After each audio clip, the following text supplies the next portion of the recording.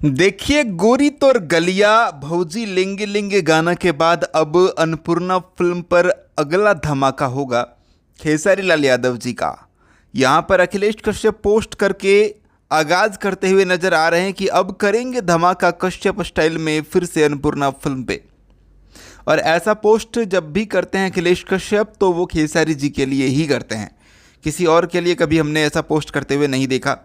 हालांकि यहाँ खेसारी जी का नाम नहीं लिखा गया है, लेकिन उम्मीद है कि अब खेसारी लाल यादव जी का गाना जो है वो बहुत जल्द अन्नपूर्णा फिल्म पे आएगा। कोई पोस्टर आएगा जिसे आप लोग देखेंगे और फिर आप सब एक्साइटेड हो जाएंगे उस गाना के लिए, क्योंकि अन्नपूर्णा फिल्म से जो भी गाना खेसारी लाल यादव जी का आता है वो बवंडर होता है और वो ग्राउंड लेवल पे गर्दा उड़ाता है। उसे कोई रोक नहीं सकता, वो बचता है, वो खूब बचता है।